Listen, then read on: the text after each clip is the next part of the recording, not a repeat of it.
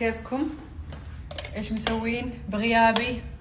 غبت عنكم ادري، كنت اصور فيديو لقناتي عشان كذا، والحين قاعدة اريح شوية ولقيت لبن في الثلاجة شريته انا من زمان، ما ادري خربان ما خربان، ما ادري. المهم مليارات البكتيريا النافعة. قريت مرة معلومة انه اللبن حتى اذا انتهت صلاحيته او الزبادي بالعكس يكون مفيد، لانه البكتيريا تكون فيه اكثر كمان. وش لقيت في المستودع؟ هذا الشمعدان انا جايبته اول ما سكننا بيتنا هنا، وهذه الفازة جبتها كحلية على اساس ايش احطها هنا، بعدين ما ادري كيف ما زبطت، بس الحين بعد مرور سنة افكر اني ارجع احطها هنا اشوف كيف حتطلع حلوة ولا لا. فتذكروا هذا قبل، الحين اصور لكم كيف، ما ادري يبغى لها يمكن ورود او شيء. انا ليش حطيت هنا؟ شوفوا حطيت ذهبي وكحلي، الكحلي عشان الكنبة واللوح هذول لانه فيهم كمان ذهبي، وهذا الاطار تحت وهذول الذهبيتين هنا. شوفوا الفازة هذه من ايكيا، لونها مرة حلو، حطيناها كذا، ما ابغى انه كل شيء كحلي يكون. في هذه كمان، استنوا خليني اجيب شمعة، احس في شيء غلط لحد الان، يمكن هذه ما لها داعي كذا وكذا. ايش رايكم؟ حسيت لانه ما ادري اثنين ذهبيات، ما اعرف انا كذا لما اقعد اغير ديكور احوس اخر شيء ارجع كل شيء زي ما كان. خليني اروح اجيب شمعة عشان احطها على الشمعدان الكحلي هذا، شوف كيف شكله حيطلع احلى ولا لا.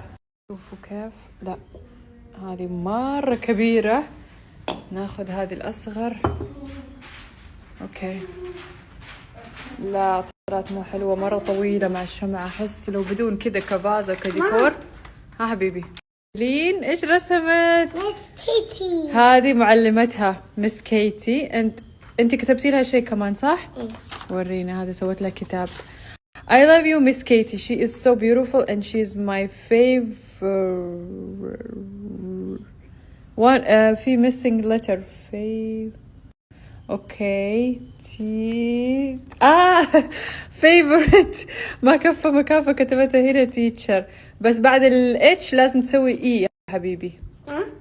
هنا teacher ايه بعد ال H you have to put E. but والله مرة راح تنبسط عليه، مرة راح يعجبها. ايش رايك اطبع لك صورة لك تعطيها كمان picture for you of your اصورك انت واطبعها واحط لك اياها في اللانش بوكس تعطيها. تلصق الصورة هنا مثلا، هنا نحطها كذا لك الصورة. what do you think؟ no ما تبغي؟ لا بس صورة البطة حقي، بس بطة وحدها. لا عشان هي تتذكرك بعدين لما خلاص تكوني كبيرة، تقول هذه البنت اللي انا درستها. طيب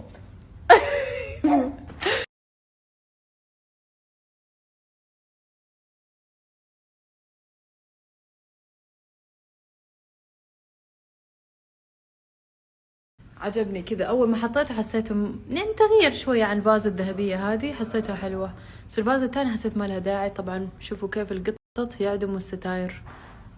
كمان بعطيكم تيب كذا في الديكور، دائما لما عندكم طاوله او اي شيء حاولوا تسووا اعداد فرديه مو زوجيه.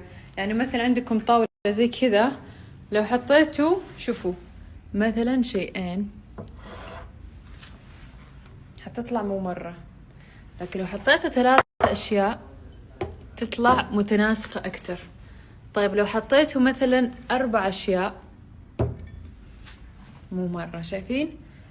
فدائما اعتمدوا في الديكور انكم تحطوا عدد فردي ولا زوجي؟ انا لخبطت. الزوجي اللي هو 2 4 6 8، والفرد ايه مزبوط.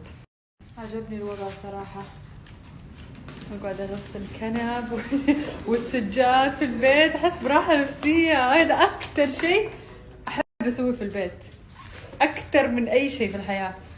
مره كذا متعه، صح انه يتعب اليد لان تقعدوا تضغطوا كذا عشان تشفطوا المويه وكذا، بس متعه لما تشوفوا المويه كذا وسخه تقولوا انجزت، نظفت، صارت كذا نظيفه والريحه الحلوه.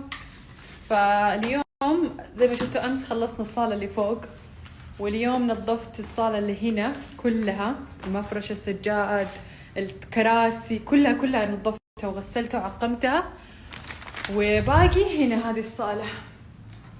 طبعا يعني هو مفروض هذا ينعمل مرة مثلا كل نص سنة.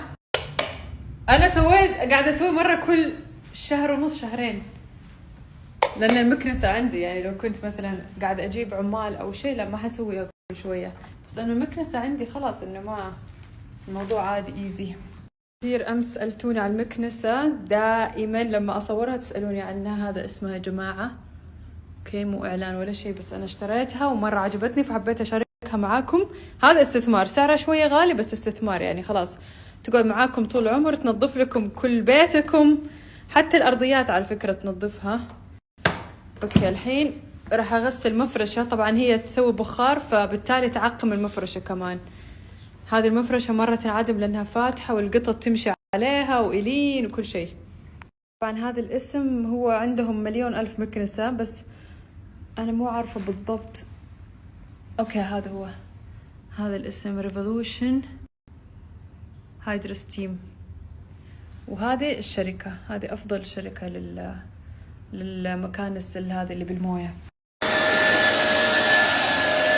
طبعا أضغط أنا من هنا عشان ينزل الصابون ويصبح بنفس الوقت.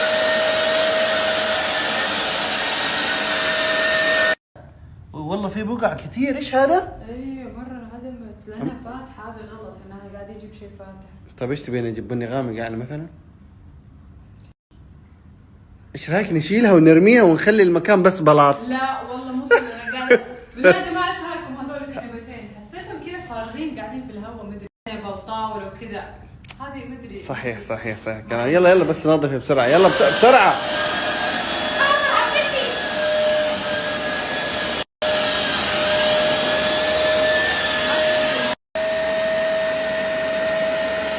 شوية بس. واو ما كنت أعرف. اوكي غيرت الموية. لو الاقي شوية وسخ بس. شوف البقعة هذه الزرقاء، هذه الزرقاء ابغاها تنشال. ايش اللي قاعدين بس بنفس الوقت انه لما حطينا مفرش هنا ما طلع حلو ابدا. تحسه كذا مدري المفرشه يبغى لها اكثر من عفش يعني تنحط عليها كنبه.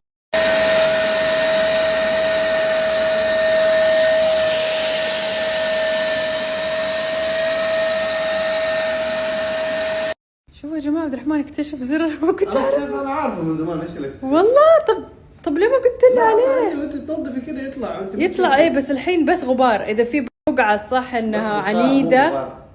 انا قلت غبار. متاثره بالوسخ.